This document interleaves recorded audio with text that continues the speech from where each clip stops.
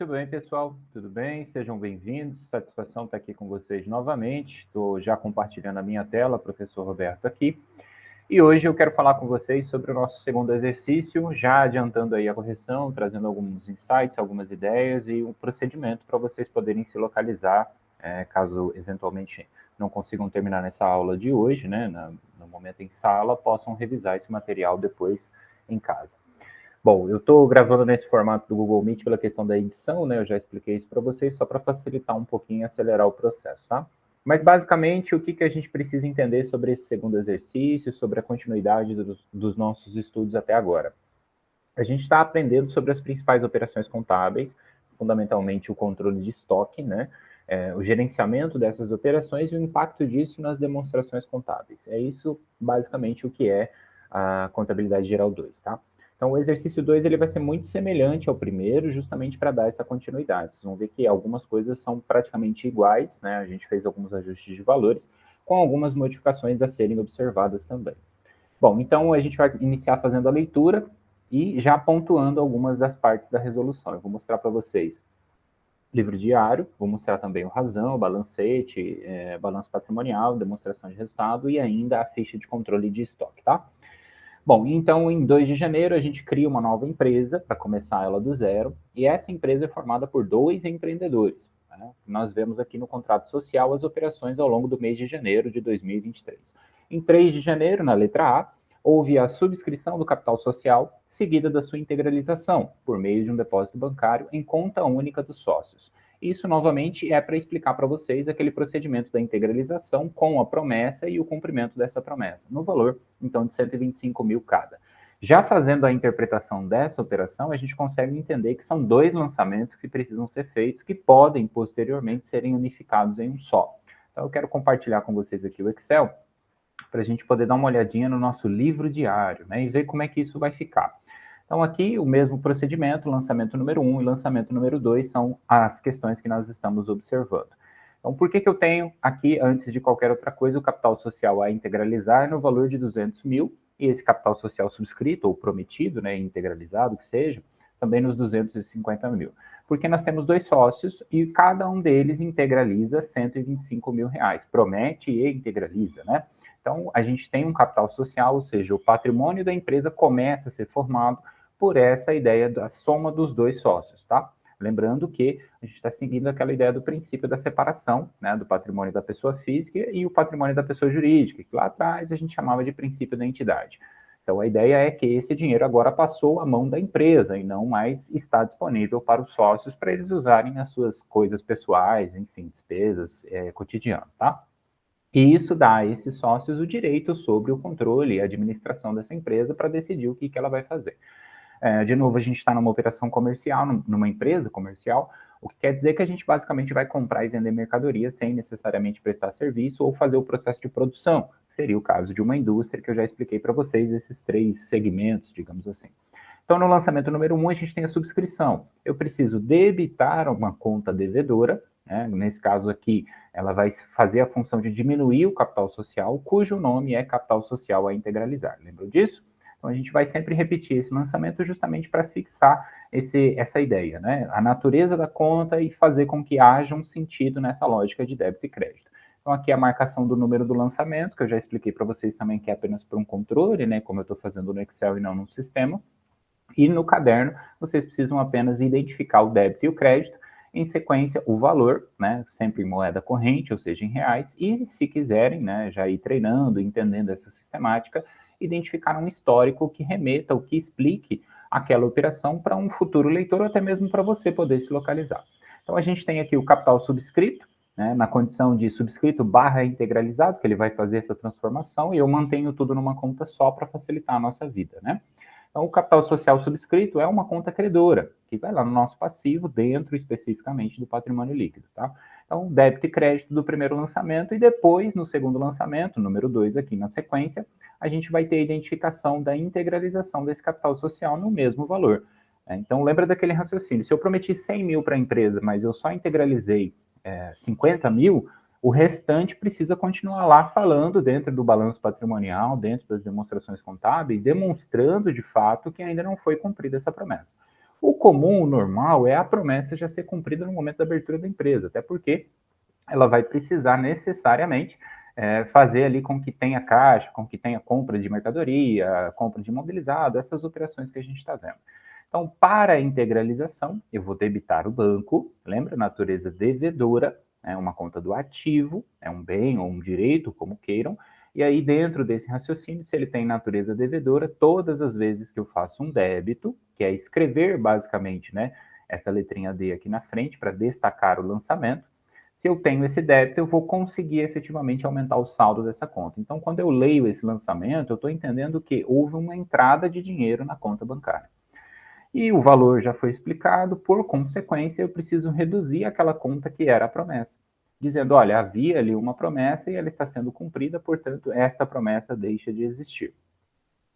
A conta capital social a integralizar, como eu já expliquei para vocês, sempre com o sinalzinho de devedora, tá? Que é esse menos entre parênteses. Isso é justamente para indicar nas demonstrações, no razonete, enfim, toda a operação, inclusive no livro diário, que a conta tem a função de diminuir o grupo do qual ela faz parte, ou a conta imediatamente acima, como a gente costuma organizar. Bacana? Então, a integralização e o histórico, se eu quisesse escrever aqui, por exemplo, né, o sócio A integralizou 125 mil, portanto, tem 50% de participação na sociedade. O sócio B também integralizou toda a sua promessa e também tem 50% de participação na sociedade. Só para dar um exemplo, tá? Bom, na segunda operação, que seria a letra B, a gente vai ter a compra de um veículo, dia 7 de janeiro, no valor agora de 60 mil reais, né? Esse valor é à vista para a gente operar somente com o banco. Lembrando que aqui banco e caixa são similares. A minha ideia com vocês é demonstrar que as movimentações bancárias são tratadas do ponto de vista da contabilidade, né, como um caixa equivalente. Tá? A diferença é que normalmente o banco ele opera com volumes e operações e condições maiores, né, ou mais cotidianas, e o caixa geralmente as empresas reservam para uma quantia menor em dinheiro para o pagamento de pequenas despesas. É possível que uma empresa tenha os dois. No nosso caso, apenas a operação bancária. Então, voltando à compra do veículo, a gente tem o valor de 60 mil, esse valor vai ser importante, junto, inclusive, com a sua vida útil lá na frente. Lembra do raciocínio da depreciação? Se eu comprei um ativo imobilizado, eu preciso efetuar um controle patrimonial. Para efetuar esse controle patrimonial, eu preciso saber quando foi comprado, qual o valor, qual a vida útil, a depreciação, né, o desgaste deste bem, de modo que o patrimônio seja atualizado a cada demonstração contábil. Então, para o lançamento da compra do veículo, estamos aqui no número 3. Aí eu dei o exemplo para vocês, né? No caso, compra de veículo, identifica a placa, Renavan, nota fiscal, enfim, todas as identificações necessárias para que você saiba qual é aquele ativo imobilizado. Se eu tenho mais de um veículo, são mais de um lançamento, é mais de uma conta a ser controlada, né? É um patrimônio que precisa ser o mais detalhado possível, de acordo com a necessidade da informação. Então, basicamente, a gente vai debitar o veículo e creditar o banco. Por quê? Basicamente, a conta devedora veículo e a conta devedora banco precisam sofrer essas transformações, né, de saldos especificamente. A transformação ocorre do modo que eu tiro o dinheiro do banco e transformo isso num bem patrimonial, num ativo chamado de veículo, né, mais especificamente um ativo imobilizado. Então, quando eu faço essa transposição de saldo do banco para o veículo, eu estou dizendo crédito banco, ou seja, saída da conta bancária, e débito veículo, em virtude da mesma natureza das duas contas, tá? Então, esse lançamento ele vai ser sempre replicado na forma do pagamento sendo à vista. Isso é importante ser observado, porque assim vocês vão ter a capacidade de manter um controle em relação às operações a pagar, às operações que nós temos cotidianamente também de financiamentos, enfim, empréstimos, né? E outras circunstâncias, beleza? Pode ser que esteja um pouquinho lento aí, que é por conta do meu computador, não está ajudando muito, mas tem um pouquinho de paciência que vai dar para ver todos os detalhes. Bom, aí na sequência a gente entra na parte realmente interessante. Eu acredito que a parte da compra aqui, a integralização, vocês já conseguiram dominar bem em virtude das operações anteriores. Caso tenham dúvidas, né, sempre lembrando aí, vocês podem me perguntar, mandar mensagem, enfim, falar na sala, qualquer dúvida é só me avisar. Aí a gente vai entrar então nas operações de controle de estoque, que é a compra e venda de mercadoria. Aqui no dia 12, a gente vai ter a primeira compra, no dia 13, a primeira venda, depois a gente vai fazer mais uma compra, dia 14, e dia 15 a gente vai fazer outra venda, e por fim, no dia 16, a gente vai fazer uma outra venda ainda, que seria a terceira, né? Então, é importante, quando eu vou ter operações com estoque, escolher um sistema de controle, né? Um método, como eu falei para vocês. A gente está treinando o conceito de inventário permanente.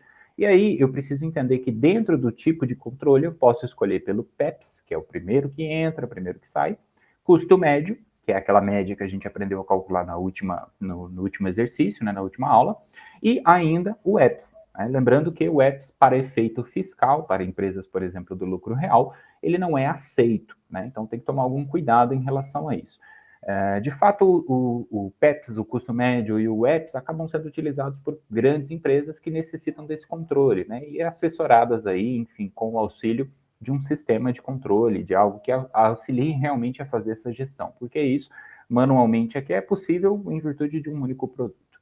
Bom, aqui eu estou comentando isso porque é importante que vocês observem que lá embaixo, junto com as tabelas, ó, depois das operações, a gente vai ter a tabela de despesas, que depois nós vamos falar sobre isso, e no final eu peço para vocês, apresente o livro diário, razão, balancete, balanço, demonstração de resultado e a ficha de controle. E aí eu informo o método que eu quero que vocês executem esse procedimento. Então, é controle de estoque, é inventário. Esse inventário é permanente, ou seja, constante, a cada operação a gente vai atualizando ele. E o método escolhido para esse exercício é o primeiro que entra, é o primeiro que sai também. Tá? A data que eu estou falando aqui é porque a tabela vai terminar em determinada data, né, no final do mês, então eu quero saber todas as operações daquele mês. Resumindo a história, o método para esse exercício não é mais o custo médio. Tá? Então, a aplicação daquela ideia de fazer a divisão, de fazer o cálculo pelo custo médio, ficou no primeiro exercício. Agora a gente vai ver um exemplo com o primeiro que entra, o primeiro que sai. Resumindo, é o PEPS. E aí, para ter essa noção é importante, porque para que a gente domine o controle de estoque junto com a contabilização dessas operações. Então, no primeiro momento da compra, o que eu ensinei para vocês? A gente tem o direito, em virtude da condição do imposto, que é o caso do imposto sobre a circulação de mercadoria e determinados serviços, determinados porque não são todos, é um grupo específico, né, de serviços que estão sujeitos à incidência desse imposto, a gente vai ter o tal do ICMS, né, o Imposto sobre Circulação de Mercadorias, simplificando a nossa vida. Então, basicamente, quando eu tenho o ICMS, significa dizer o quê? Que se eu comprei, eu paguei imposto embutido naquela nota. Eu comprei uma mercadoria para revenda.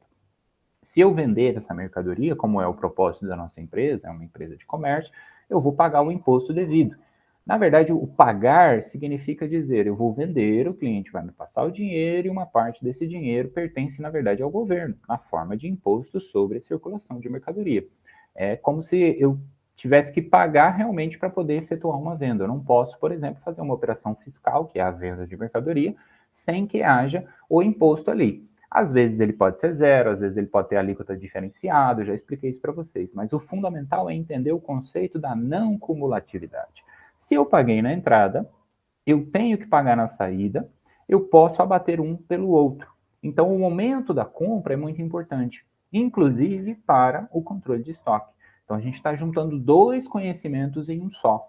O que eu quero dizer com isso? Que saber fazer a conta na hora da compra vai ajudar a determinar o valor na hora da saída. E a gente vai entender essa lógica agora.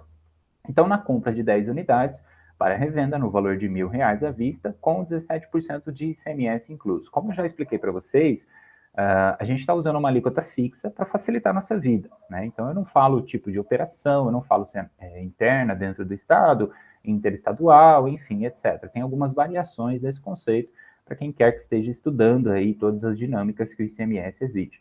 Mas a alíquota de compra e venda vai ser sempre 17%. O que nos dá direito, então, na primeira operação, que é essa compra aqui, a letra C, para deixar bem claro onde é que a gente está, a compra de mercadoria nos dá um direito, o ICMS a recuperar. Esse trecho entre parênteses aqui, mais uma vez falando, eu anoto para vocês saberem, tá? Para explicar para vocês, mas não é um pré-requisito do livro diário. Isso é uma configuração de conta, é onde é que ela vai, é o que ela significa, o que ela representa dentro do contexto patrimonial da empresa. Bom, então eu debito estoque e debito ICMS a recuperar. E credito apenas uma conta que é o banco, porque o pagamento foi à vista. Então, qual é o valor da operação? R$ 1.000. Desses R$ 1.000, eu estou pagando um imposto que está ali embutido. Né? Então, eu preciso entender essa lógica, essa dinâmica, esse processo. E aí, é importante lembrar que o ICMS a recuperar é um direito de uso das empresas que estão no lucro presumido ou ainda no lucro real. Né? Então, dentro dessa lógica, esse raciocínio que a gente está fazendo aqui, ele não vai se aplicar às empresas do Simples, igual a gente conversou. Eu falei com alguns colegas, né, para tentar entender como isso realmente funciona na prática, no dia a dia. Isto porque a lei do Simples Nacional proíbe que as empresas que estão no Simples adotem esse uso do crédito do ICMS, mesmo que ela seja uma revenda. Ah, professor, mas não é justo. Por quê? Porque, na verdade, a alíquota final dessa empresa no Simples Nacional acaba sendo mais barata. Né? Se ela está optando por esse regime simplificado, quer dizer que, na prática, o contador já fez os cálculos, a simulação tributária, e na hora que ela vender, ela não vai estar efetivamente pagando os 17%. Ela vai estar com uma alíquota já reduzida, porque a forma de cálculo é outra. Tá? Então, se der tempo ao longo desse semestre, a gente vai estudar o Simples dentro do... Aliás, o ICMS também dentro do Simples Nacional e as demais operações. Mas não é o objetivo da matéria. Resumindo, então, o nosso raciocínio, eu preciso ter 2 débitos e um crédito a fim de que o meu estoque seja separado do meu imposto a recuperar, ou ICMS a recuperar. Então, para fazer essa conta é muito simples, vocês viram que é um cálculo tranquilo, aqui o cálculo do ICMS a recuperar. Né? Então, dentro desse raciocínio, a gente vai ter o valor da compra, a alíquota e o valor. Né? A multiplicação de um pelo outro nos dá, então, os R$ 170 como um direito, que é esse ICMS a recuperar aqui.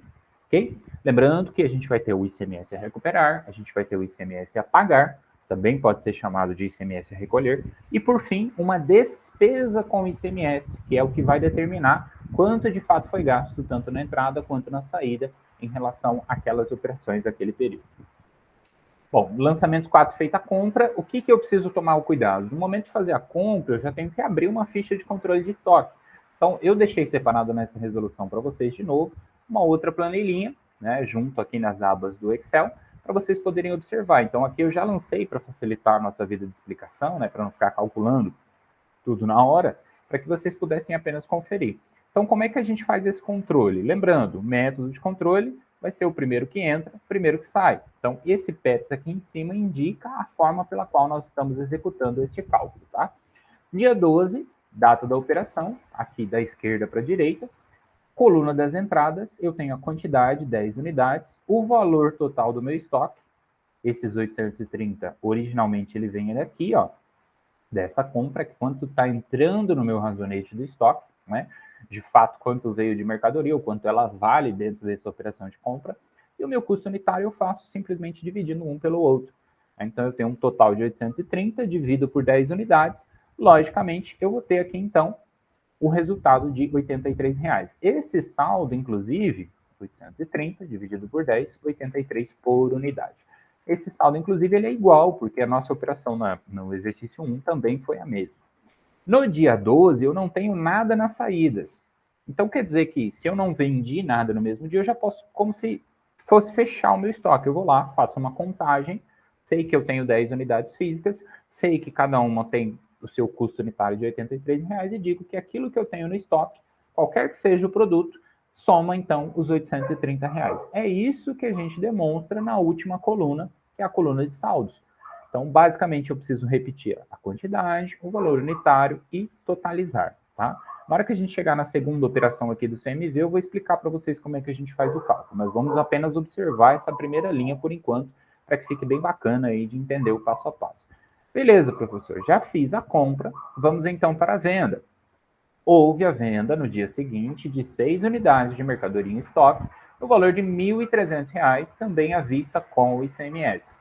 Isso nos indica que, basicamente, teremos 4 operações no processo de venda. Tá? Então, é importante que vocês tomem cuidado em relação a essa dinâmica. Primeiro ponto, identificar o valor da venda, que é aquele preço que eu combino com o cliente. Se eu achar alguém que compra por R$ 1 milhão essa mercadoria, eu posso fazer essa venda. Se eu achar alguém que compra por apenas 10 mil, por apenas 1.000, por apenas R$ 100, eu também posso. Isso é livre. Cada empresa opera com o seu preço de venda desejado. Tá? Isso quem determina é o mercado, quem determina é o consumidor, enfim, se ele vai pagar mais barato, mais caro, por motivo A, B ou C. O que eu passo para vocês de preço já é uma estimativa calculada para que haja uma espécie de lucro em cima daquela operação, né? Pelo menos uma margem acima para que cubra ali as despesas que nós veremos. Então, o lançamento da receita remete àquela ideia do princípio da competência. Lembra do raciocínio? Se eu trabalho pelo princípio ou pelo regime de competência, eu preciso registrar uma venda na data que ela ocorre, independentemente do pagamento. Aqui nós temos a facilidade de que a data da venda também é o dia do pagamento, mas poderiam ser operações separadas. Então eu teria que lançar um contas a receber, ao invés do meu débito banco, que é essa primeira parte do lançamento aqui. Então lembra sempre desse raciocínio. O cliente já pagou? Se ele tem que pagar ainda, eu preciso registrar isso como uma operação que não entrou dinheiro no banco. Ah, o cliente pagou no Pix. Já caiu, já confirmei, eu só entrego a mercadoria depois que ele paga. A partir desse raciocínio, a receita de venda e a operação instantânea, né, do pagamento, são uma coisa só. Então, o débito banco significa, de novo, assim como foi lá na integralização do capital social, conta devedora, ativo, mais especificamente circulante, débito aumenta. Então, eu estou dizendo, aumentou o saldo da minha conta bancária. Né? E aí eu preciso justificar. Qual é a origem dessa operação? Por que ele está aumentando? O que aconteceu? Foi sócio que deu dinheiro? Foi um empréstimo que eu peguei? Não, foi uma receita com venda de mercadoria.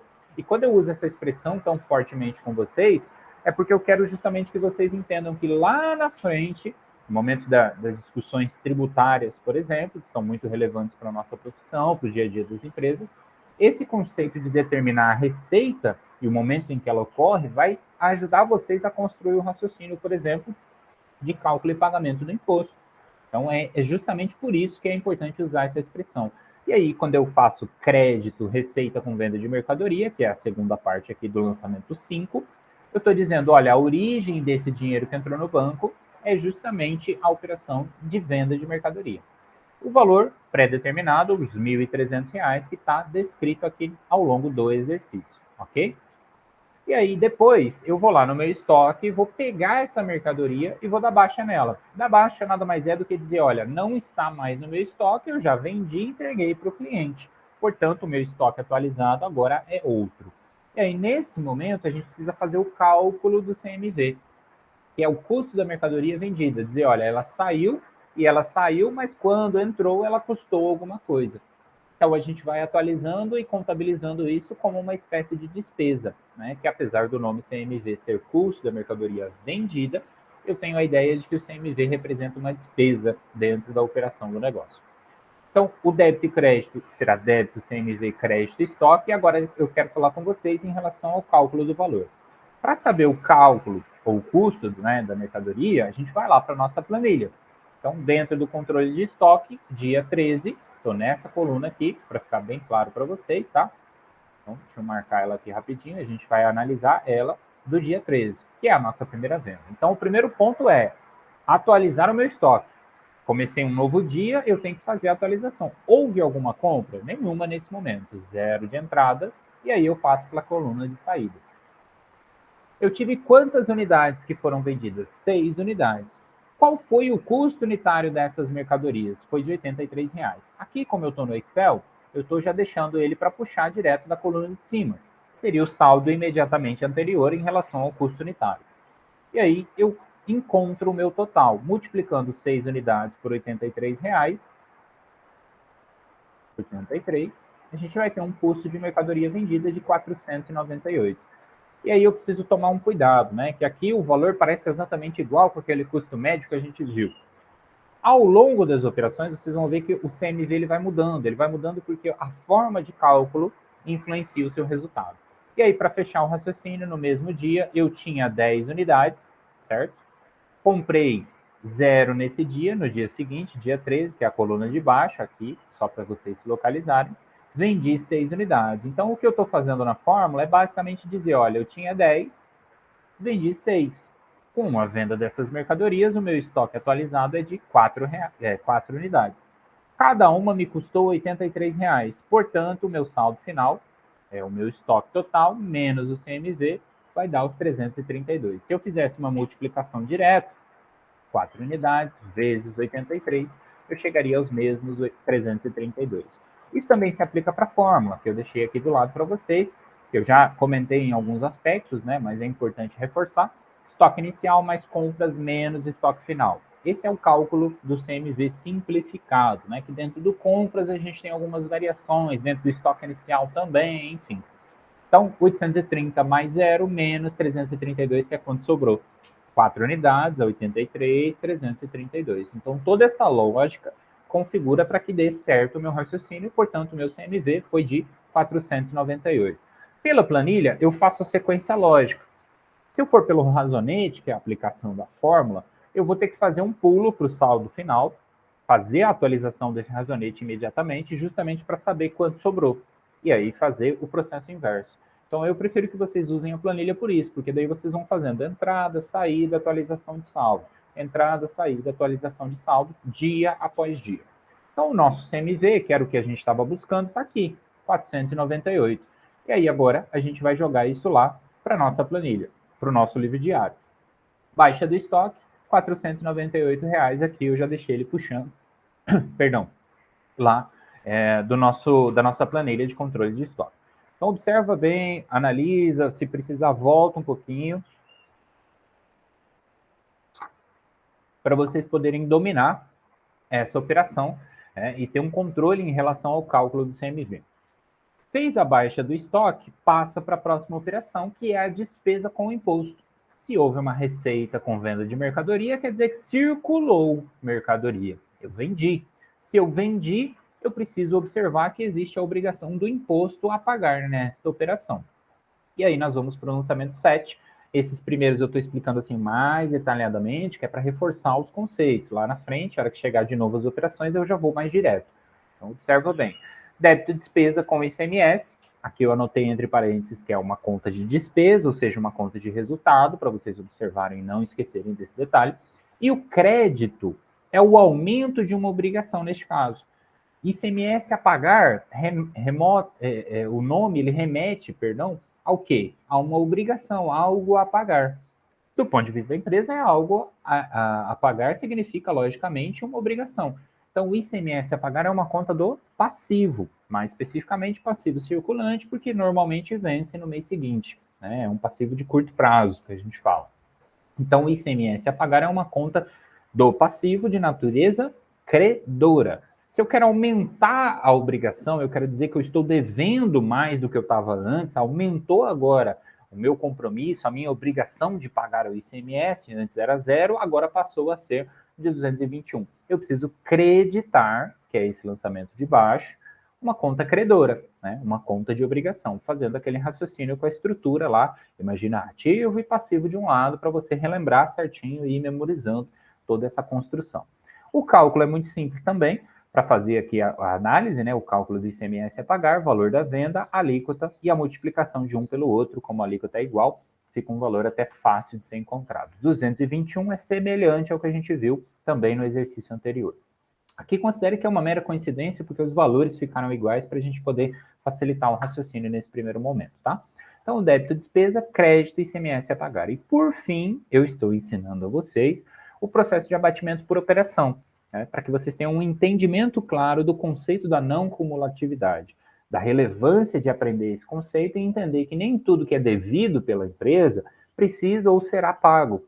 Que esta obrigação muitas vezes acaba sendo reduzida, ou seja, a empresa vai ter que pagar menos porque ela já pagou na hora que ela comprou. E esse imposto permite que a gente faça esse conceito na prática. Aqui, a gente ainda vai ter um detalhe nessa operação de abatimento, tá? Que é especificamente o controle por unidade, para tentar entender também essa lógica e explicar algumas dessas variações que a gente vê nas operações cotidianas aí dos escritórios. Então, primeiro em relação à estrutura do lançamento, um débito, um crédito, e aí eu preciso fazer o quê? Débito, ICMS a pagar. Lembra, ICMS a pagar é o quê? É uma obrigação. Eu quero fazer com que essa obrigação diminua, ela reduza. Eu quero pagar menos no final das contas. Então, se ela é uma obrigação, natureza credora, está lá do lado do passivo, e eu quero diminuir. Se no crédito eu aumentei, no débito eu vou diminuir. Por conta, mais uma vez, da natureza da conta especificamente, tá? E o crédito na contrapartida aqui, né, dentro do lançamento do livro diário, vai ser o ICMS a recuperar, que era aquele direito que a gente tinha.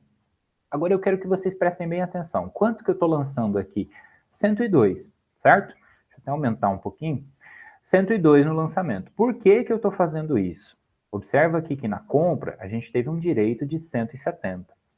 Só que olha só, a gente não comprou 10 unidades de mercadoria? Isso não nos deu um direito de R$ 170? Significa dizer que a cada unidade de mercadoria, perdão, eu tive um direito relevante, ou especificamente falando em valores unitários, de R$ 17. Relevante no sentido de cada unidade.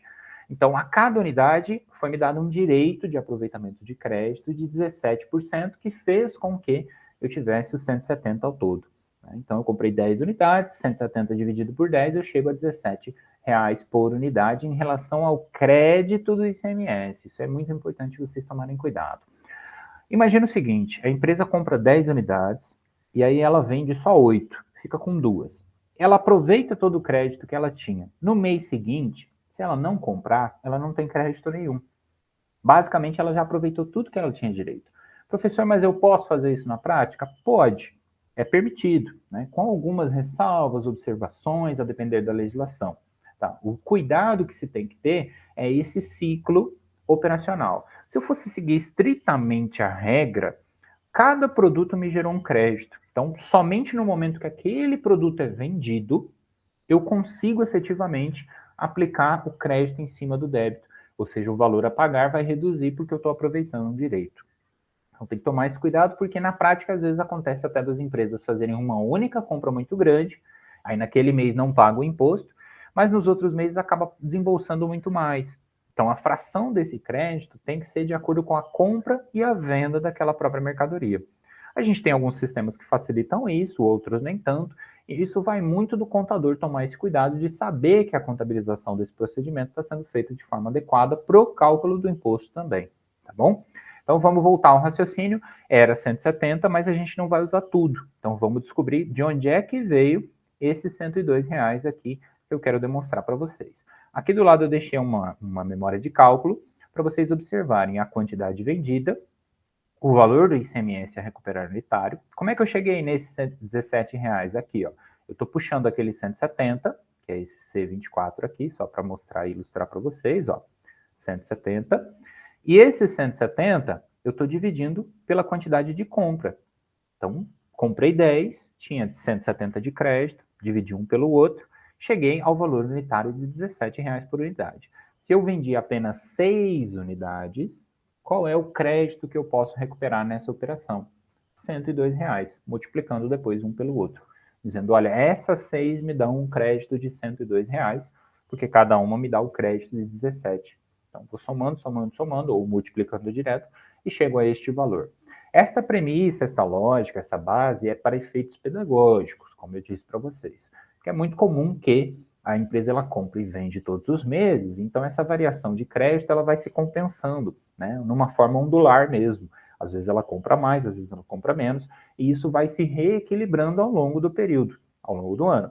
Lembra sempre que, como contadores, vocês terão que fazer o fechamento das demonstrações contábeis junto com aquele cálculo do imposto que foi feito mês a mês, né? Esse acompanhamento, essas operações, enfim, a geração da guia, etc. Então, entender a sistemática para saber que o seu sistema está configurado corretamente é fundamental.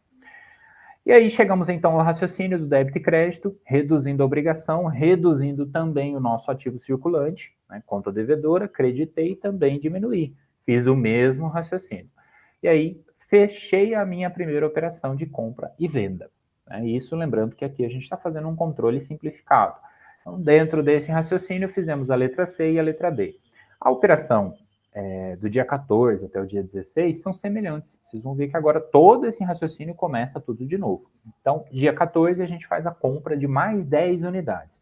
Isso vai ser relevante por 2 pontos. Primeiro, o nosso controle de créditos, ou seja, o controle do ICMS a recuperar. E segundo, o nosso controle de custo unitário, que antes era somado e dividido, agora a gente vai fazer ele por linhas. Por linhas para tentar selecionar que o primeiro que entrou vai ser o primeiro que foi vendido. Então, observe o seguinte raciocínio comigo. Na compra da mercadoria, a primeira coisa que eu tenho que fazer é o cálculo do imposto, né? Para separar o que é estoque e o que não é. Então, vamos lá. Débito estoque, débito ICMS a recuperar, estou aumentando os meus direitos. né? E vou creditar o banco que eu estou pagando à vista, R$ 1.200 na segunda compra, conforme descrito aqui no exercício. Esse crédito banco já resolvemos, então vamos lembrar aqui o ICMS a recuperar. Aqui do lado, né, deixei para vocês aí o valor da compra, a alíquota da compra e o ICMS e o crédito que ele dá direito. Atentando-se aí, algo que eu não falei na primeira operação, mas vale reforçar, eu falei do Simples não aproveitar o crédito, mas ele gera para empresas que não são do Simples. Então isso deixa, inclusive, um pouco mais complexa a situação, porque o que ele gera não é a alíquota cheia. Né? Então imagina que uma empresa do Simples está vendendo para uma empresa do lucro real, do lucro presumido, que seja. Nesta venda, a empresa que está querendo adotar esses créditos, né, usar esse direito, ela vai ter que fazer uma continha e ver lá, informado pela empresa que vendeu, quanto é o crédito. Isso muitas vezes é muito menor do que os 17%, porque a empresa do Simples não paga os 17% de forma efetiva. Ok? Então, o ICMS a recuperar aqui é simplificando, a gente está vendendo como se fosse uma empresa do presumido para outra do presumido, uma empresa do presumido para o lucro real e etc. O valor da compra, a alíquota e ICMS a recuperar. Estas nuances é importante que vocês tentem entender, estudar e tentar dinamizar com a prática, porque muitas vezes o aluno ele acaba tendo uma dificuldade em relacionar uma coisa com a outra, né? E eu vejo que às vezes os ensinamentos são tão teóricos e fundamentais que eles esquecem que a operação prática evoluiu muito, é muito diferente disso, e às vezes parece que é um conteúdo visto na aula e outro que é praticado no escritório. Não é, é porque tem uma fundamentação por detrás.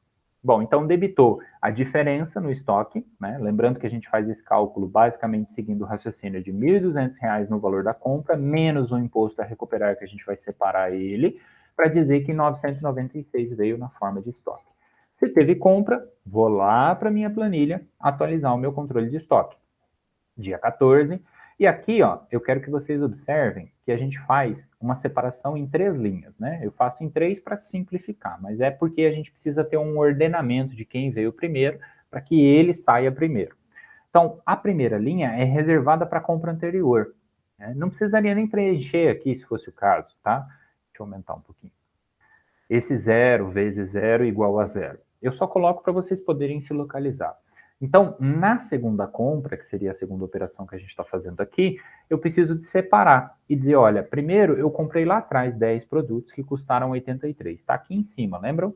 É esse raciocínio aqui de cima. Agora eu estou comprando 10 produtos que custaram 996 e esses 996 significam 99,60 por unidade. Valor unitário está aqui registrado na coluna valor unitário. Fácil, aqui tranquilo, né? Eu quero que vocês pulem essa linha junto comigo, né? Deixem essa linha de cima reservada, porque isso vai influenciar no momento da saída. Então vamos entender esse raciocínio. No dia 14 ainda, não tivemos nenhuma venda, todos os valores zerados. Bacana, então vamos agora atualizar o nosso estoque. Eu tinha 4 unidades que sobraram da compra anterior, a R$ 83 cada uma, totalizando um estoque de 332. Agora, eu também comprei 10 unidades, mas o custo unitário delas foi de R$ 99,60. Significa que entraram mais R$ 996 no meu estoque. Na prática final, né, no valor total de estoque, eu vou ter os 332 mais o 996, 1.328 aqui no cantinho. A quantidade também é fácil. Eu tenho 4 unidades do estoque anterior, mais 10 compradas, nenhuma vendida por enquanto, 14 unidades. Antes a gente somava um, somava o outro e dividia pelo custo médio. Nesse caso a gente não precisa fazer isso. Só que a gente vai ter que separar, porque cada uma tem o seu custo unitário. Então a linha que eu falo é a ordem, né? A ordem de compra e a ordem de venda. Quem veio primeiro, ou seja, primeiro que entrou, vai ser o primeiro que sai. Isso não foi preciso verificar na primeira compra e venda, porque só tinha uma compra. Então não tinha ordem, era só uma. Agora são duas. Então eu preciso separar estas pela ordem que elas entraram para que elas saiam na ordem efetiva. Né? E aí o EPS ele fica muito mais fácil depois que vocês aprendem aqui o PEPS. Bom, resumindo, atualizamos o nosso estoque, subtotal aqui, apenas para identificar, né? 14 unidades, 1.328. Acho que o lançamento da compra aqui é tranquilo, né? A parte do estoque do ICMS é recuperar para fazer a conta, né? É bom observar o tipo do lançamento, mas basicamente a diferença do valor pago menos o imposto vai resultar no nosso estoque. E aí no dia 15, passando aqui para a letra F, a gente vai ter a venda de 8 unidades. Esse é um momento de muita atenção. 8 unidades por R$ 1.500 também à vista. Então, o primeiro passo, sempre, lançamento da receita. Houve venda? Sim.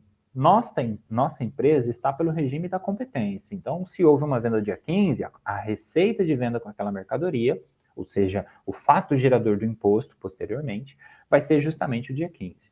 Então, débito banco, aumentando o dinheiro que entrou, porque o cliente pagou à vista, crédito, receita com venda de mercadoria. No valor da operação, R$ 1.500. Aqui eu não preciso fazer conta, tá? Não preciso porque eu já sei esses valores, esse é o preço que eu combinei com o cliente, ele falou que ia pagar, pagou, acabou o assunto. Agora basta que eu entregue para ele e pague o imposto devido.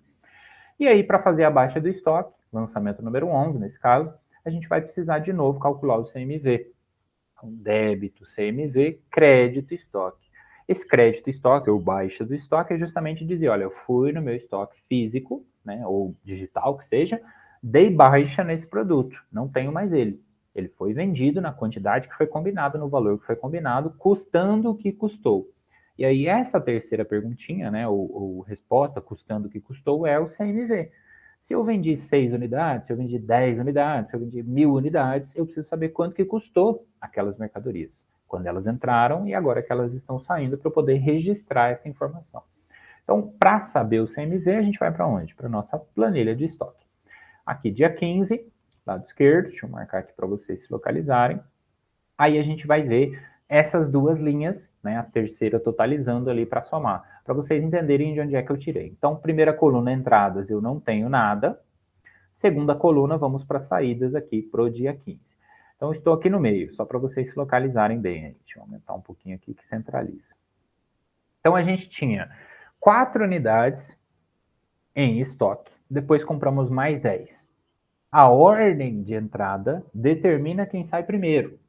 Então, o primeiro ponto é, quantas unidades eu vendi? Observa aqui, ó, 8 unidades. Se eu vendi 8 e eu ainda tinha no meu estoque, agora vou ter que diminuir um pouquinho, para ficar mais fácil. Essa e essa são a mesma coisa, essas duas. Deixa eu tirar aqui, aí pelo coloridinho vocês vão me acompanhando. Então, quer dizer o quê? Que primeiro eu fui lá no estoque, estava tudo enfileirado, eu fui lá, olhei e falei, essas 4 entraram primeiro. Eu estou vendendo 8. Mas, ainda que é o mesmo produto, ainda que é o mesmo modelo, ainda que é a ordem dos fatores aqui de chegada, determina a ordem de saída.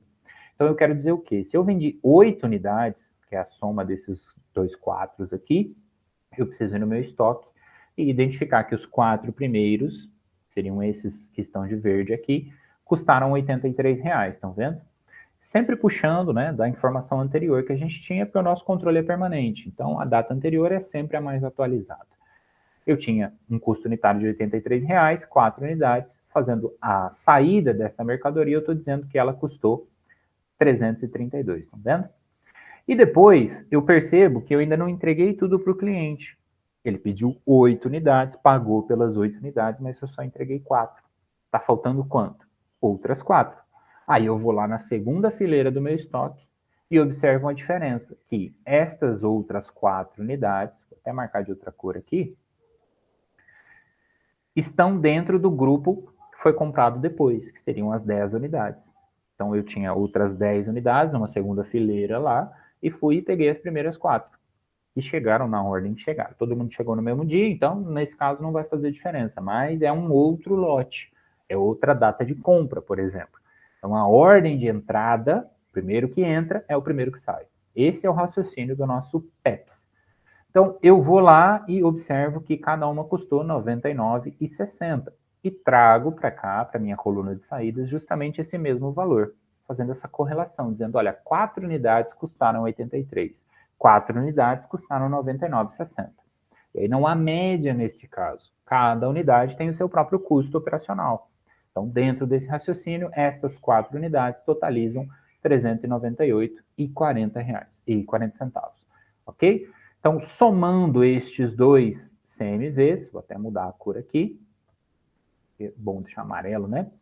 Somando os dois CMVs, a gente chega à informação de que o nosso CMV total da operação, ou seja, as 8 unidades, uma parte, outra parte, totalizam 730, que é a soma aqui, deste valor, 730 e 40. Então, 332 mais 398,40 Total, 730,40 centavos o nosso CMV. Então, é daqui que eu tiro, é fazendo toda esta lógica. Professor, e se eu tivesse feito 10 compras? Se a primeira fileira, a primeira ordem, o primeiro lote, enfim, o primeiro grupo, supre a necessidade da saída, não tem problema. Seria o próprio custo unitário daquele grupo.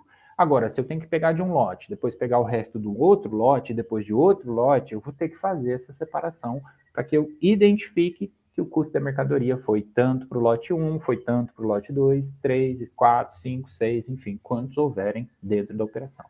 E aí a gente vai ver uma atualização desse saldo justamente para esquecer aqueles custos unitários. E isso vai se sobrepondo, né? Então, já não tem mais o primeiro lote, já vendi tudo, agora sobrou um pouquinho do segundo lote. E aí, para fazer essa atualização, eu basicamente pego aqui o 4 que sobraram, tiro o que foi vendido agora, que seria aqui na coluna de saídas junto com o CMV, e aí eu tenho um resultado zero.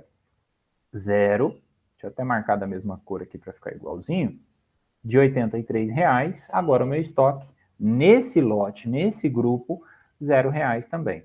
Bacana? Então eu tinha 332, saiu os 332, ficou só zero. Agora, do segundo lote, a gente vai ter que observar o seguinte raciocínio. Eu tinha 10 unidades, vendi 4, tem que sobrar 6 unidades. Então, se eu for fazer a conta física do meu estoque, tem que ter isso. Cada uma custou R$ 99,60. Eu mantenho aquele preço original, aquele preço de custo, para ser mais específico, tá? E aí eu somo ou atualizo o meu estoque. Então, se eu tenho 6 unidades a R$ 99,60, eu fiquei com R$ 597,60.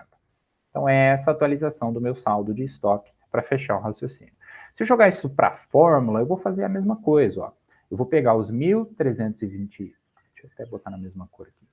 Os 1.328, que é o que eu tinha, menos o que sobrou. Então, 1.328 menos 197,60. CMV, 730,40. Só que pela planilha, eu estou fazendo pela lógica, né? Do começo até o final, com uma atualização constante. Se eu for pela fórmula, eu tenho que pular uma etapa, né, ou apenas atualizar o meu razonete para poder justamente ter esses dois valores, porque sem o saldo final, o estoque final, eu não teria como fazer a conta do que foi gasto ali no meio, que é o próprio CMV. Então, ele representa justamente isso, a diferença entre o saldo inicial daquele dia, né, as operações de venda e, efetivamente, o saldo final dentro do que foi absorvido, dentro do que foi comprado, vendido, enfim, o resultado final da operação. Então, eu acho que, assim, pelo raciocínio deu para entender. A dinâmica é o primeiro que entra é o primeiro que sai. Então, numa operação onde eu tenho que usar mais de um lote, onde eu tenho que suprir ali uma quantidade que não é comportada por aquele lote, eu tenho que fazer linha a linha. Isso pensando numa planilha, né? Ou fileira a fileira, pensando no estoque físico, lote a lote, né? Tentando fazer esse controle, essa separação. E aí depende muito da variação dos tipos de produtos, etc. Resumindo toda a história, já atualizado o nosso saldo de estoque, o que a gente precisava era isso aqui, ó. Era o nosso CMV. Então, dentro dessa mecânica, a gente conseguiu localizar o CMV, que é o 730,40 centavos, ok? Por isso que não tem fórmula de cálculo aqui do lado do CMV, porque ele é feito lá na planilha ou pela fórmula, que está tudo numa coisa só. Continuando o nosso raciocínio, vocês vão ver que agora é mais simples de entender também aquela segunda etapa. Então, eu tive uma venda. A base de cálculo dessa venda, né, para cálculos de imposto, são os R$ 1.500. A minha alíquota é fixa, 17%, eu multiplico um pelo outro, eu vou chegar ao valor de 255, né, R$ 255.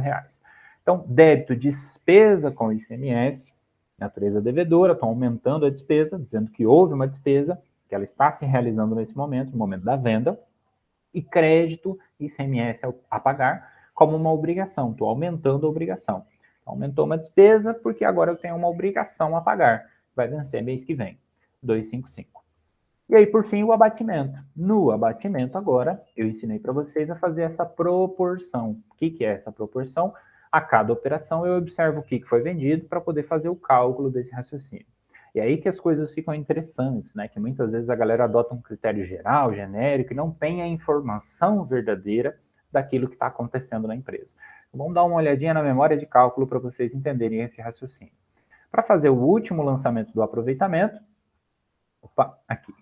Eu quero que vocês observem o seguinte. Eu tenho uma quantidade vendida, 4 e 4, como se eu estivesse fazendo aquela separação da nossa planilha de controle de estoque, né? Lote 1, lote 2. Então, vou até colocar aqui, a gente poder fazer o raciocínio. E aqui um total. Então, lote 1, lote 2 e o total. 4 unidades, um custo unitário, no sentido de custo não, valor de crédito unitário, né, mais especificamente, a recuperar do ICMS, R$17 para a primeira parte, para o primeiro lote, e R$20,40 para o segundo lote. Como é que eu cheguei a essa informação? Olha só, C48, vou voltar lá no 48, momento da compra, segunda compra, lançamento 9. Deixa eu voltar aqui. Lembra que a gente comprou 10 unidades, totalizou os 996 em estoque e 204. Então, se eu comprei 10 unidades e veio de ICMS a recuperar R$204, eu fiquei com R$20,04 por unidade. Mas eu não vendi todas as unidades, concordam? Assim como na anterior também, eu não tinha vendido tudo. Então, eu aproveito apenas aquilo que é de direito. Então, neste caso, eu peguei o valor do ICMS a recuperar da compra, anotando certinho, controlando todos os lotes, fazendo toda essa sistemática para vocês poderem efetivamente ter um cuidado de entender o raciocínio. Então, 4 unidades, R$17 de ICMS a recuperar, eu tenho 68. Depois, mais 4 unidades de 20 e 40 por unidade, eu tenho 81,60. Multiplicando os dois, um pelo outro, para facilitar aqui. 4 vezes 20, 40, 81,60. 17 vezes 4, 68, totalizando aí, portanto, 81,60, 149,60, tá? De novo, preciso, professor, fazer essa proporção no exercício? Sim, tá? Se a empresa tem uma recorrência, se ela tem ali um controle específico, se ela faz as anotações, dependendo do volume da operação, enfim, isso pode ou não influenciar. O grande segredo é tomar o cuidado para que esse crédito não se esgote necessariamente ou não se perca. Porque aí muitas vezes é como se você estivesse jogando dinheiro fora, né? Eu até expliquei isso para alguns. Às vezes, no andar da carruagem ali, você até teria o direito de pedir o dinheiro de volta, por exemplo, mas isso operacionalmente é muito mais complexo, é muito mais difícil de acontecer. Então, na maioria dos casos, o governo se reserva o direito de dar para você a opção de escolher esse crédito a recuperar, esse direito que você tem de usar isso para abater o valor que você deveria pagar. Porque para ele é melhor que você continue vendendo, mesmo pagando menos, né, do que a alíquota cheia, digamos, e é mais interessante que a cadeia continue, né, a cadeia produtiva, econômica. Então, se você vendeu para alguém, esse consumidor vai usar, se você vendeu para alguém que vai revender, essa pessoa vai revender e outro consumidor vai usar, e isso vai continuar aquecendo a economia local. Então, é interessante para o governo que adote esse critério. Em alguns aspectos, é muito mais comum também que se faça ali um fechamento mensal, né? E aí a gente só não está fazendo, no fim ia dar a mesma coisa, mas a gente não está fazendo porque eu quero que vocês observem o beabá, né? O passo a passo de entender essa dinâmica da recuperação do crédito e a proporcionalização. Até porque tem alguns casos que a gente tem uma dinâmica que, sem o aproveitamento proporcional, não é possível aproveitar nada. De novo, sem o aproveitamento proporcional, em alguns casos, não é possível aproveitar nada de ICMS. É descrito ou dito na lei que você tem que fazer a proporção em alguns casos específicos, como, por exemplo, vendas interestaduais, cuja incidência tem ocorrido na forma de substituição tributária. Enfim, né? Então aqui já entra num âmbito muito mais complexo, tem que tomar alguns cuidados. Resumindo a história, qual foi o nosso ICMS a recuperar? 149,60. Vocês veem que eu gosto, né? Eu às vezes acho que eu me empolgo um pouquinho, vocês já devem estar um pouquinho cansados aí pelo andar da carruagem, pelo horário. Bom, então continuando, só para concluir o nosso raciocínio, a gente vai ter a venda de 6 unidades de mercadoria em estoque depois dessa segunda compra, né? E segunda venda, aqui observa, ó, são duas vendas, dia 15 e dia 16, tá? É de novo a mesma operação, só que com um outro valor, que seria por R$2.000. Aí eu repito o mesmo processo. Débito banco, crédito receita. Débito CMV, crédito estoque. Vamos lá dar uma olhadinha como é que a gente chegou nesse valor de 569,60. 597, desculpa. Então, no dia 16, agora aqui, tá? Vou marcar aqui para a gente poder se localizar. A gente não tem nenhuma compra, coluna de entradas vazia, vamos à coluna de saída. Então, sobraram apenas aquelas 6 unidades. Então, perceba que esta daqui, ó, já não existe. Seriam essas 4 que já foram vendidas, sobraram 0, continua 0. Preciso, professor, colocar de novo? Não, eu só coloquei para ilustrar para vocês. 6 unidades, essas 6 unidades são as mesmas que estavam em estoque, lembra? Deixa eu marcar com a mesma cor, que daí fica fácil da gente se localizar, ó.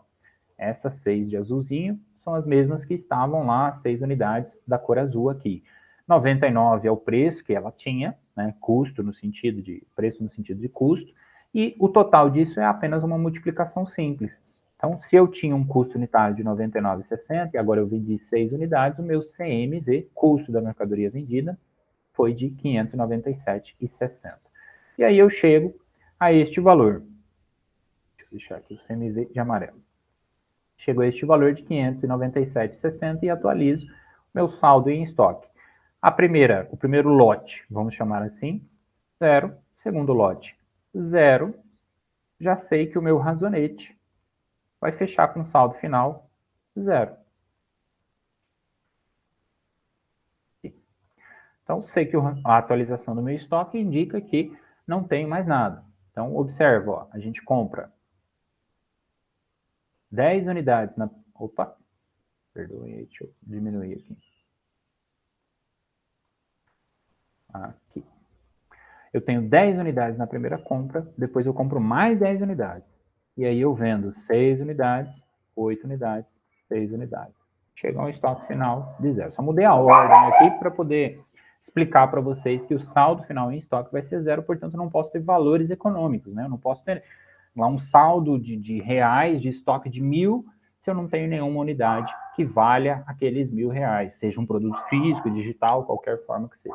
Aqui do lado está a fórmula do CMV, estoque inicial menos estoque final 0, portanto, eu vou ter um custo da mercadoria vendida sendo o próprio saldo inicial do estoque, 597,60 também, tá bom? Então, aqui, fechamos a segunda venda e a despesa com ICMS, e aí a gente faz a mesma mecânica. Valor da venda, antes foi 1.500, observa, sempre toma cuidado com esses valores, com essa dinâmica do processo. Depois a outra venda foi por 2.000, então o imposto vai ser diferente. Ainda que a gente some tudo e pague numa guia só, cada operação determina o valor total que a gente vai pagar. Valor da venda, alíquota, R$ 340 ICMS a pagar. Caso vocês estejam ouvindo aí o murmurinho dos doguinhos aqui da rua, é porque eu estou gravando em casa, tá? Perdoem aí, caso esteja muito alto. Eu não consigo ter uma dinâmica porque eu estou de fone de ouvido, enfim, né? Não tem ainda um espacinho específico para fazer essas gravações. Bom, então, por fim, a despesa com o ICMS vai ser o valor da operação calculado e o ICMS a pagar também. Tudo isso é somado lá no nosso razonete, igual a gente vai ver, tá? E o abatimento, eu vou repetir o último processo. Lembra do crédito proporcional? Agora ele volta a ficar simplificado, porque a gente só tem uma linha de estoque, né? Um lote, vamos dizer assim. Então, este caso aqui é o que sobrou do nosso lote 2. Lembra aqui em cima, ó?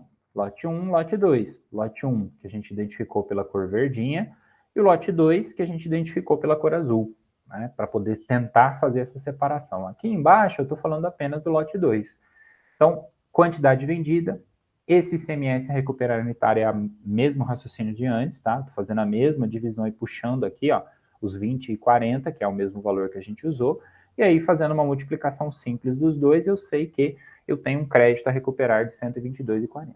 Então, isso é o que eu quis dizer antes lá.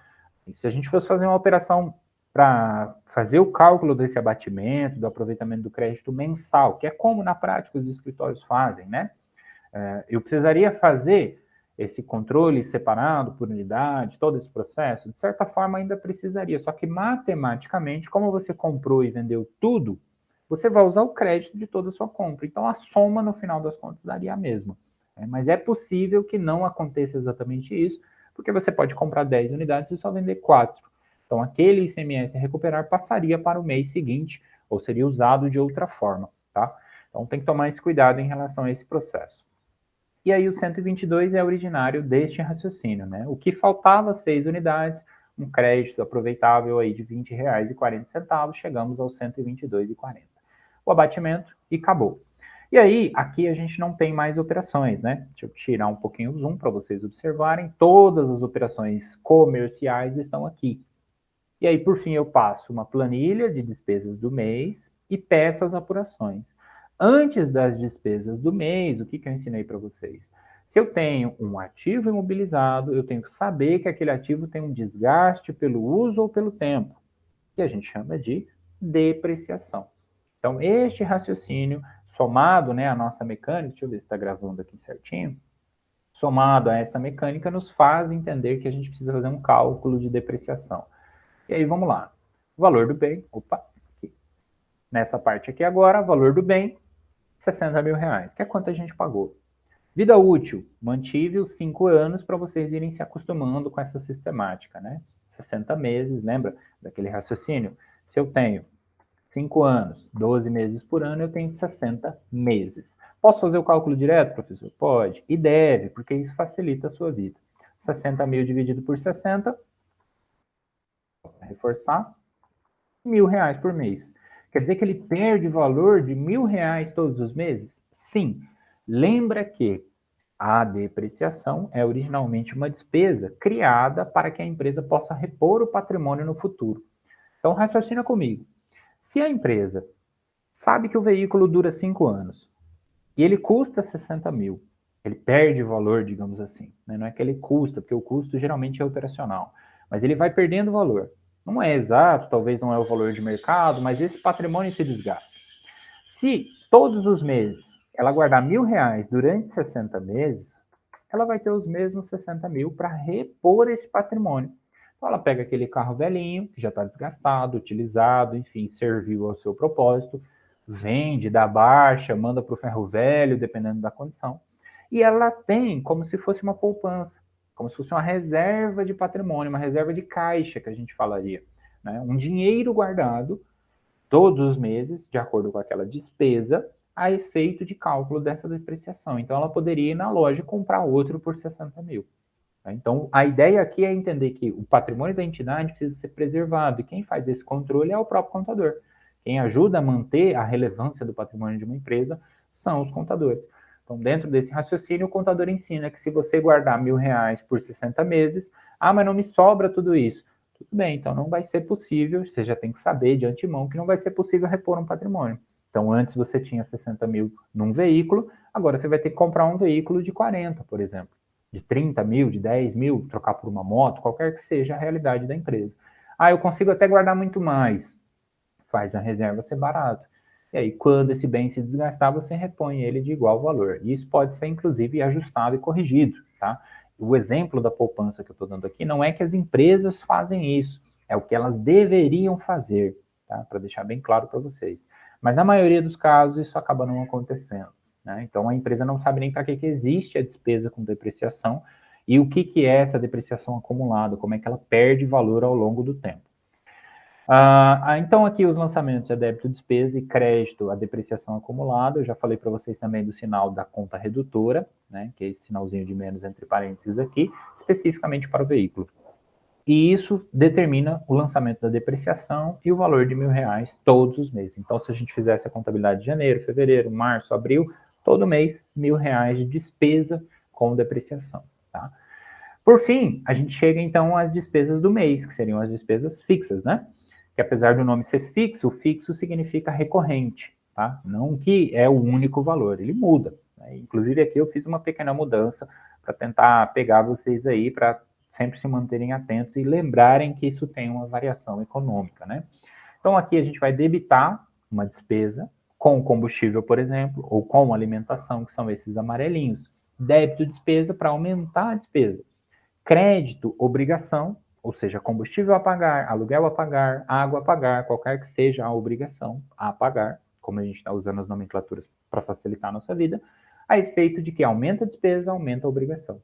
Quando eu faço esse tipo de lançamento, eu estou dizendo que o patrimônio da empresa passou a assumir mais obrigações. Portanto, o dinheiro todo que entrou tem que ser guardado, porque essas obrigações serão pagas.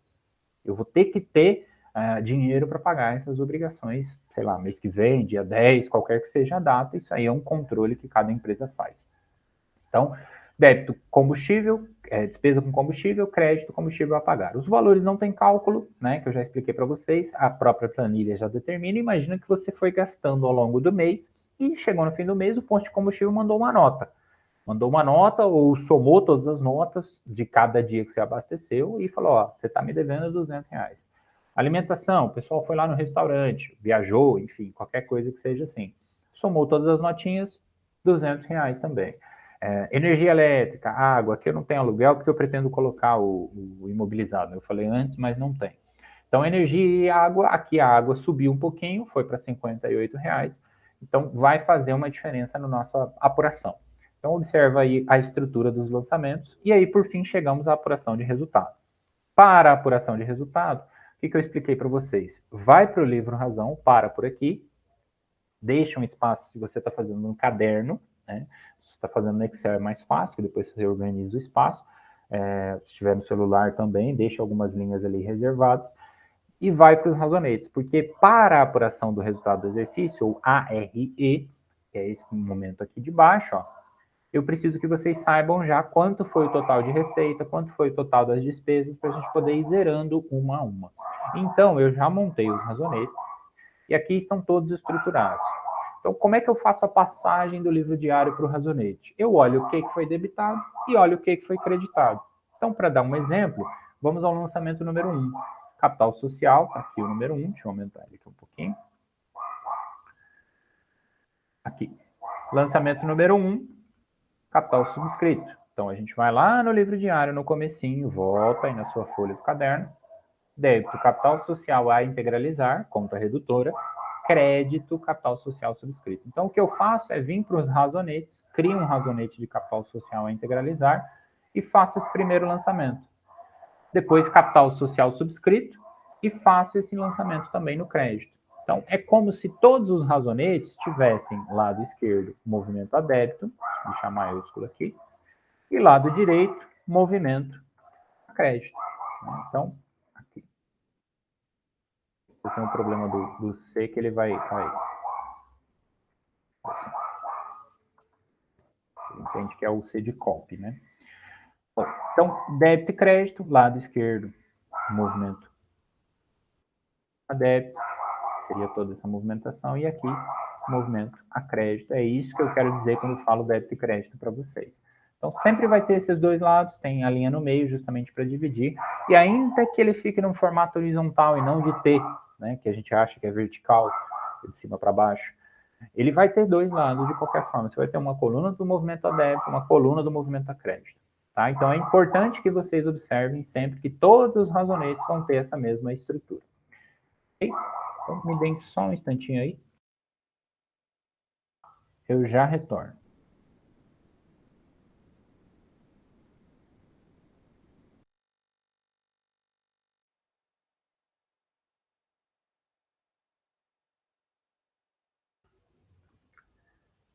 Tudo bem? Voltando.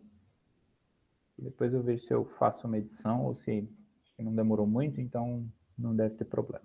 Então, eu falava da transposição dos lançamentos, né? E aqui eu quero só explicar para vocês que todos os lançamentos precisam ser observados, né? Então, eu tenho que fazer todos os lançamentos, mesmo que nem tudo seja receita e despesa. Débito banco, crédito, capital social a integralizar. Então, é o lançamento número 2, ó. Crédito, tá? Aqui eu estou puxando direto do meu livro diário, mas como vocês vão fazer na mão, vocês vão colocar o valor. Seria esse lançamento número 2, junto com esse lançamento número 2 aqui. Né? Então, débito banco, crédito, capital social integralizar.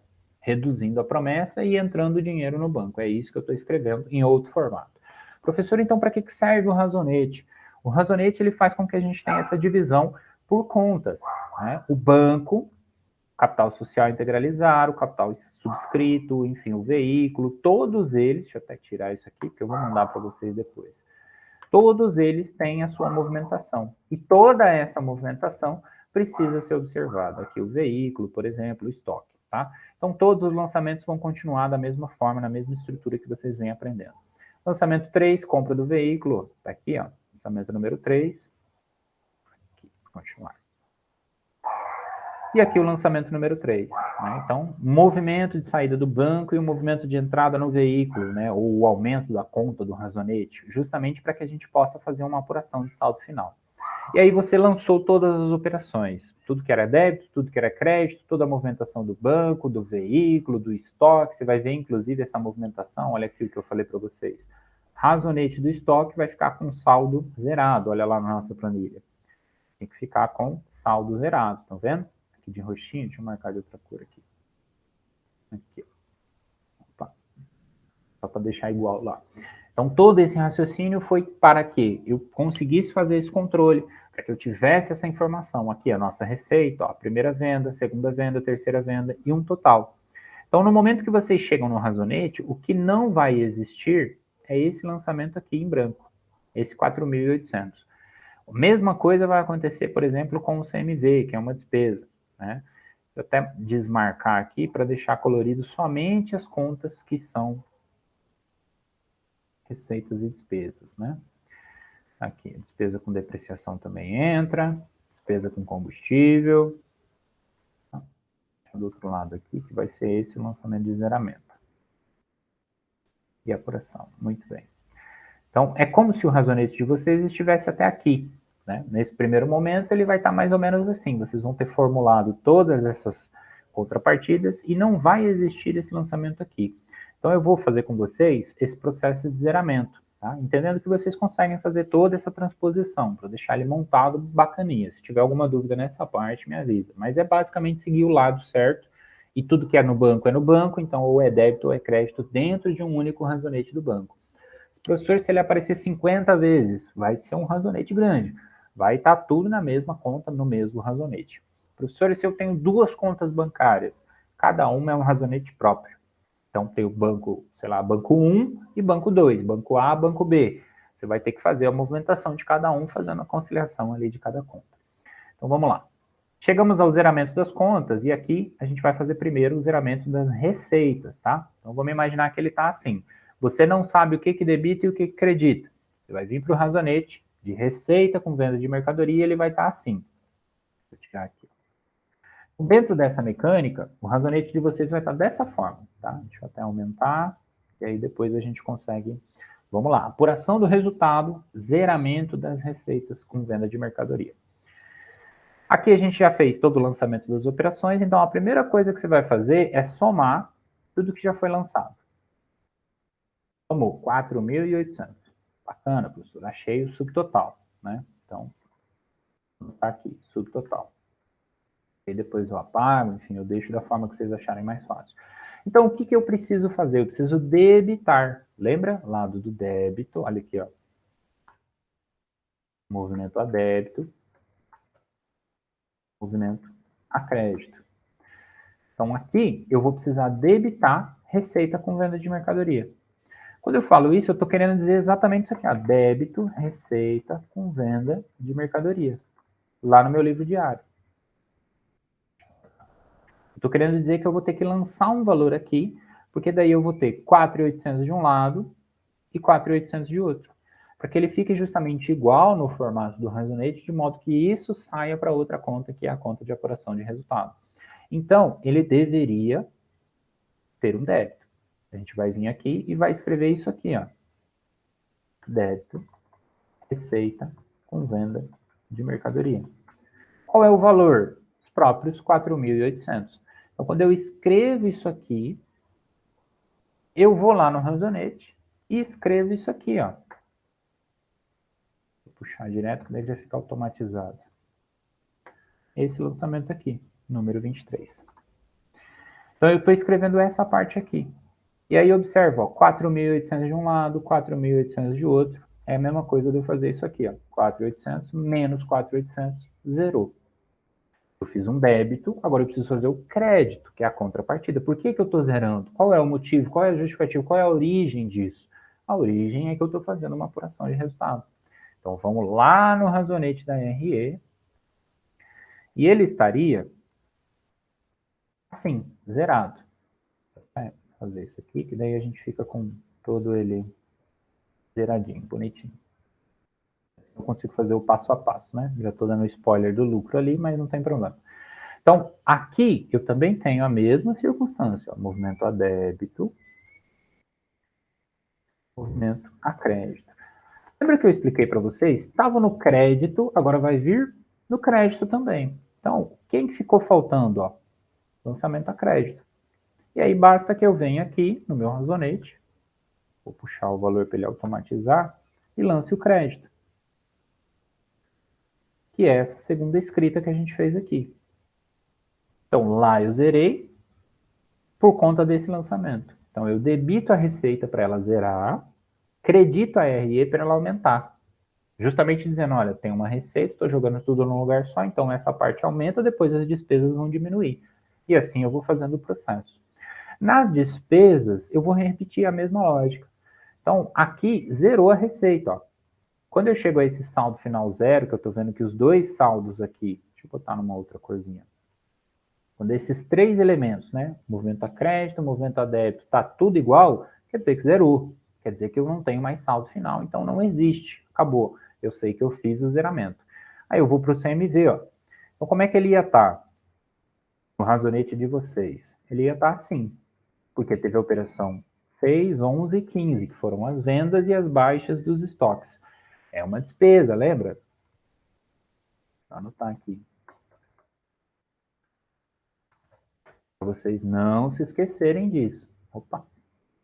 Vou entrar aqui que daí acho que fica melhor.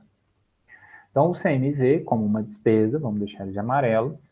Aqui ele está dando saldo final zero, porque eu deixei automatizado para ele fazer a fórmula, tá? Mas aí é só para vocês entenderem o raciocínio. Então, o primeiro ponto, vou somar.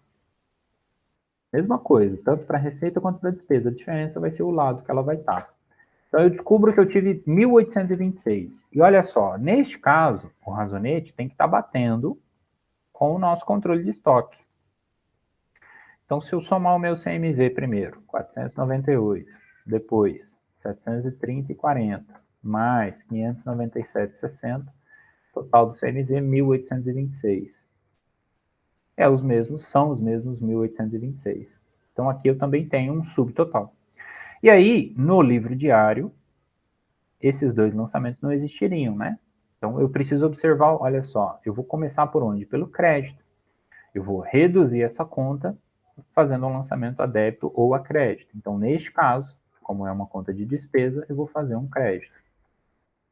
Então, para zerar, se eu lançasse aqui embaixo do 1.800, ele ia duplicar, concordam? Eu expliquei isso várias vezes, exemplifiquei para vocês, e aqui basta que eu faça o seguinte processo. Crédito, e o número do lançamento, 1.826 menos os próprios 1.826, zerei. Quando eu zerei, eu sei que isso já foi lá para o outro razonete. Então, aqui eu considero terminado minha tarefa. Zerei a minha receita, zerei uma despesa. O que eu tenho que tomar cuidado é que normalmente a gente tem uma conta para receita, que é só receita com venda de mercadoria, e várias despesas. Então, se eu tenho mais despesas, eu tenho que zerar elas também, uma a uma. E aqui, neste caso, se eu creditei, eu tenho que debitar em algum lugar. Eu não posso fazer um lançamento único. Sempre vocês vão operar com um lançamento de partida dobrada, débito e crédito. Por onde começa, por onde termina, independente, sempre vai ter que ter os dois. Então, se eu creditei o CMV, agora eu tenho que ir lá na minha RE, que é esse razonete aqui de baixo, ó, e fazer o mesmo lançamento.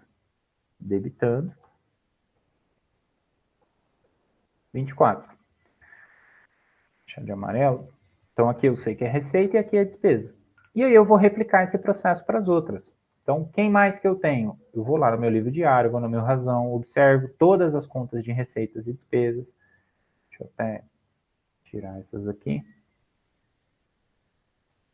Vamos fazer por ordem aqui quem que eu tinha deixado. Depreciação. Depreciação, depois ICMS. Então, vamos manter na mesma ordem.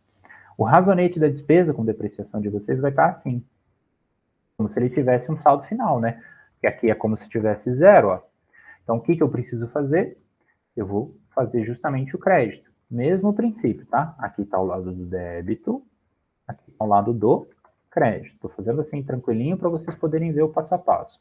Então, eu vou lançar um valor aqui, puxando daqui para facilitar a minha vida, e vou escrever isso no meu livro diário. Então, se eu lancei aqui, é a mesma coisa de eu ter vindo aqui escrito crédito, despesa com depreciação. Esse nome aqui, depois do crédito, essa parte aqui especificamente, despesa com depreciação, tem que ser o mesmo nome que está aqui no razonete. Elas identificam qual conta que é. Então, quando eu faço esse crédito, eu zero o meu saldo, porque agora eu fico 1.000 de um lado, 1.000 do outro, eu sei que acabou. Aí eu vou lá na minha ARE, fiz no crédito. Agora eu vou lançar onde? No débito. Venho aqui. Lançamento número 25. Bacana? Então, assim eu vou montando e estruturando. E aí basta que você replique. Então, esses lançamentos aqui, ó, essa despesa e essa, seriam aí as mais cotidianas. A própria despesa do ICMS, cadê? Aqui. Vou deixar ela de amarelo. Então, esses amarelinhos aqui são justamente para a gente poder ir se localizando. A despesa com ICMS, ele estaria dessa forma. Tá, voltar, aqui. Você ia chegar e ia falar assim, então eu preciso, a primeira coisa, fazer uma soma. Ver quanto que está o meu razonete. Ficou em 816, porque ele está somando a primeira venda, a segunda venda, a terceira venda. Beleza, então eu preciso fazer um crédito para poder zerar.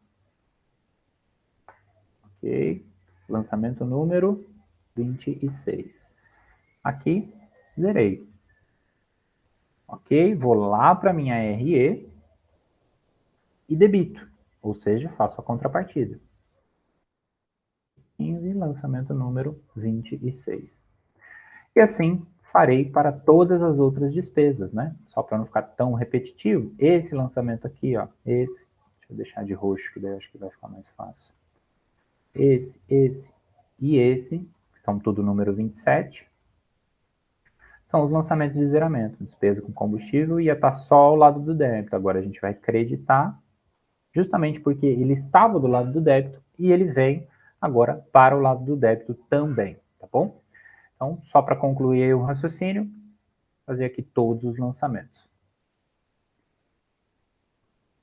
Despesa com combustível. Aqui eu estou lançando separado, que é para a gente poder se localizar, tá? Assim. Ok.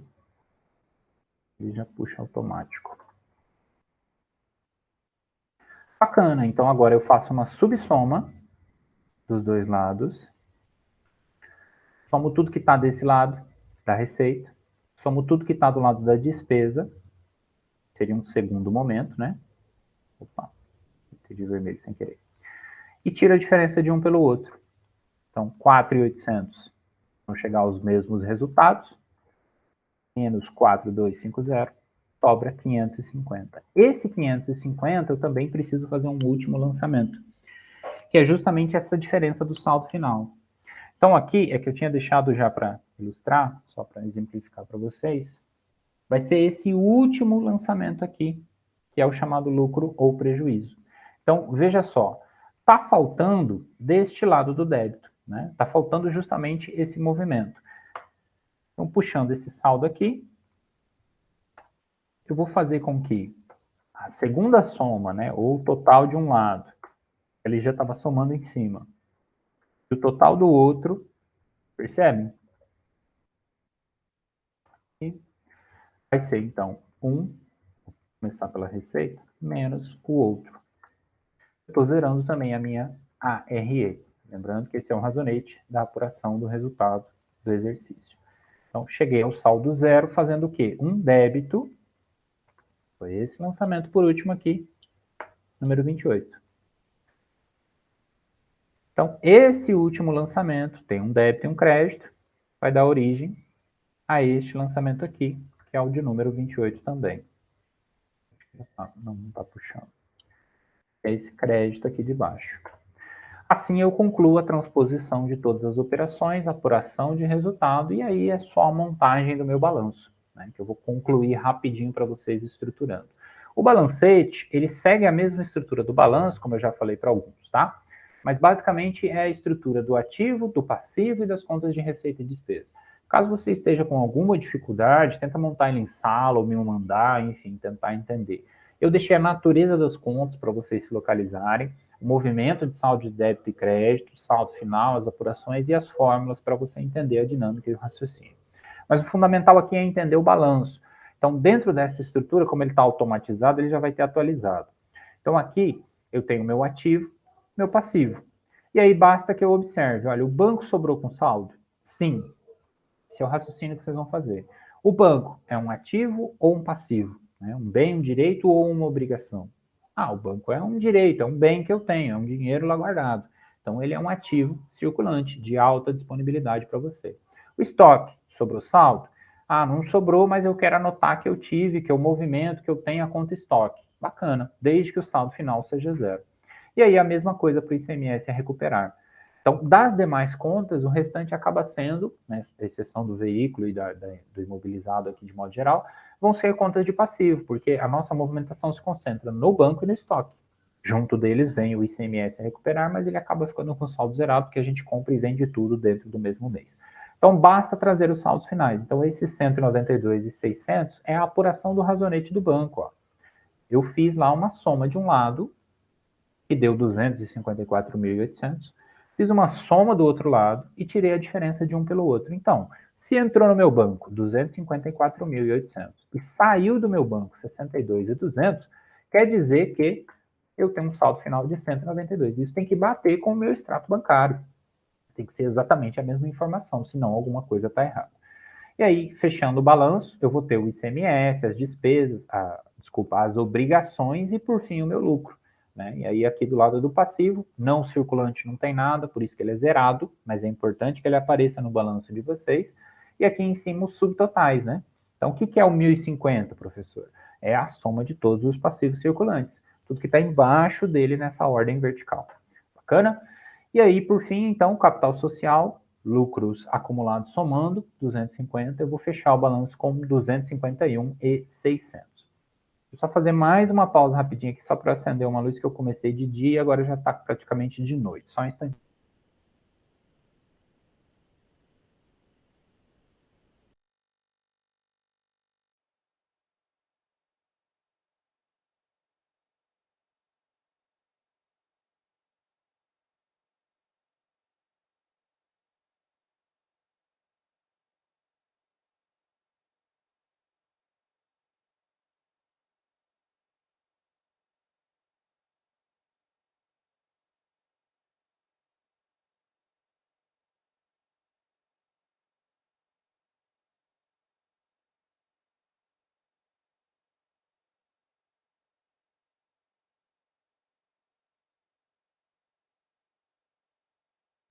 Aqui.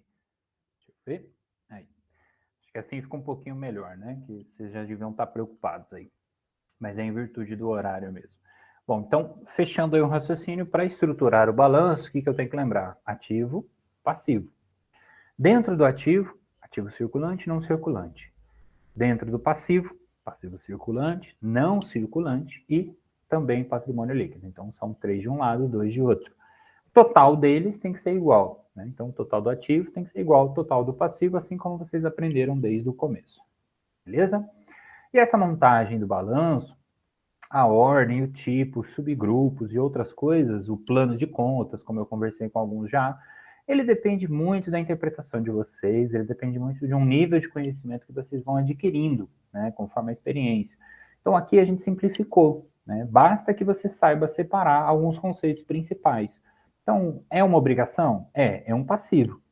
Como é que eu sei se ele é um passivo circulante ou não circulante? Eu vou determinar pelo prazo de vencimento. Então, por exemplo, se eu consumir lá o combustível esse mês, eu vou pagar dia 10 do mês que vem, igual eu falei para vocês. É uma conta de curto prazo. Lembra que a gente está falando do ponto de vista da empresa. Longo prazo para ela é 12 meses depois. Depois do quê? Depois da minha data de demonstração, que é esse 31 de janeiro que a gente está fechando o balanço, ou fim do mês, né? Apenas para efeito didático, pedagógico aqui. Então teria que ser uma conta, um compromisso a pagar, sei lá, fevereiro de 2025, fevereiro de 2024, para daí ser um passivo não circulante. É algo de muito longo prazo nesse sentido. Lembrando que, né, existem teorias e conceitos de gestão que determinam que médio e longo prazo são coisas acima disso, mas é para efeito da contabilidade. É para os investidores saberem, olha, será que ela tem dinheiro suficiente para pagar todas as suas obrigações? Para tudo aquilo que vai vencer mês que vem, por exemplo? Ou será que ela primeiro precisa vender uma mercadoria para ganhar dinheiro, para daí ter o suficiente para pagar as suas contas? Então, é para efeito de análise de demonstração patrimonial. Tá? Fechado ali o balanço, para receita e despesa, basta que vocês sigam o seguinte raciocínio. Pega todas as receitas e todas as despesas. Aqui é uma demonstração. Tá? Então, o que a gente traz são os valores finais daquilo que foi operado dentro do período. Então, você vai somar o que é receita operacional bruta, começando aqui de cima para baixo, é justamente a nossa receita com venda de mercadoria.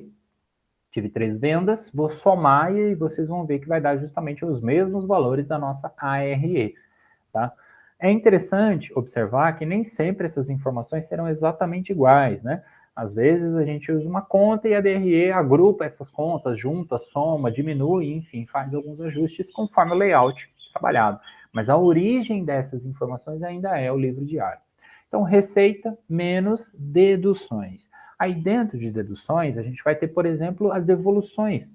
Você vendeu, mas o cliente devolveu e você tem que devolver o dinheiro também. Ele devolveu a mercadoria, ou seja, o dinheiro tem que voltar para a mão dele. Então, aqui a gente não teve nenhum exemplo de devolução de venda, nem devolução de compra. Então, dentro desse raciocínio ela não aparece, mas existe um grupo chamado deduções. E junto com eles ainda tem também os impostos sobre vendas. Aqui, de novo, por efeito pedagógico, a gente está fazendo só o ICMS, um dos impostos sobre vendas, né? Sobre circulação mais especificamente, mas que acaba sendo a venda de mercadoria. A gente poderia colocar junto aqui PIS e COFINS, né? Que nesse exercício ainda não tem, vocês não aprenderam a calcular. A receita operacional bruta menos as deduções vai nos dar a receita operacional líquida. Então, o que eu estou fazendo aqui é basicamente pegar os 4.800 de receita, menos os 816 do ICMS, chegando a uma receita operacional líquida de 3.984. Depois a gente tira o CMV, que é o custo da mercadoria vendida, menos 1.826, chegamos ao resultado operacional bruto. Ou seja, sem pagar o ICMS, sem pagar o CMV, que é aquilo que eu paguei na hora que eu comprei, né? Apenas para efeito de registro, que é a saída, que eu faço a anotação, mas eu tive um gasto anteriormente, ou seja, eu comprei estoque para revender, eu preciso observar e tomar esse cuidado. Que aí, na operação, ou seja, o resultado operacional bruto, quer dizer o quê? Olha, para operacionalizar o meu negócio, só por comprar e vender, pagando o imposto e custando ali, controlando o custo da mercadoria, eu tenho ali um gasto e um desembolso e uma receita dessa forma com esse resultado, ou seja, 2.158, que ainda não é lucro, né? Algumas demonstrações, algumas estruturas chamam isso de lucro bruto. Também é possível. A gente usa resultado operacional bruto porque às vezes ele pode ser positivo ou negativo. Então o resultado engloba o lucro ou o prejuízo, tá? E por fim as despesas operacionais, que a gente botou tudo num grupo só.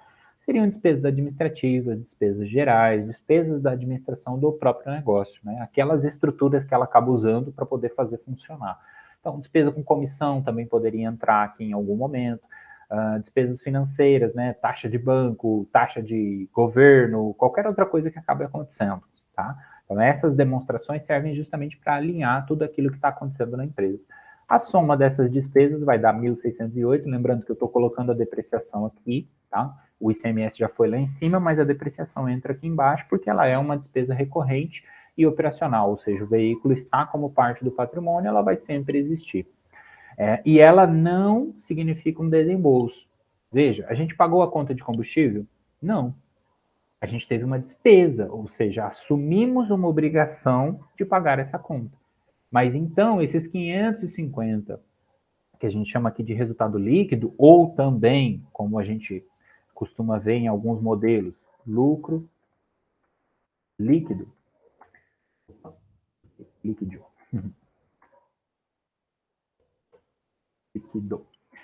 O lucro líquido aqui, ele representa não necessariamente o dinheiro feito, tá?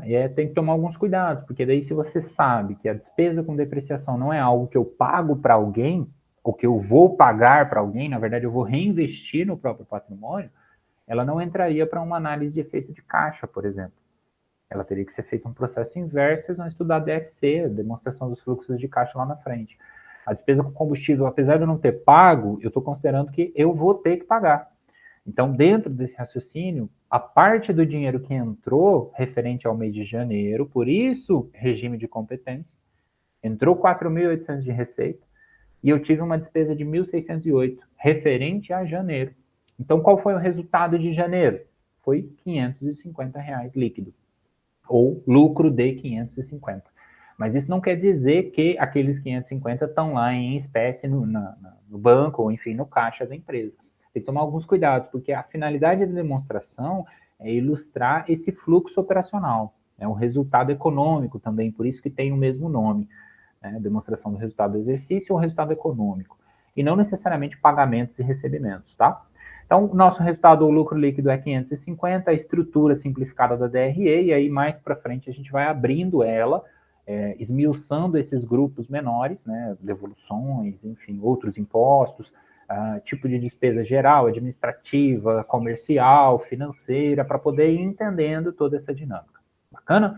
Acho que assim deu para concluir toda a explicação. Nesse finalzinho foi um pouquinho rápido em virtude aí do horário, né? Daqui a pouco eu vou estar em sala com vocês aí. Estou gravando antecipadamente para deixar disponível e postar depois.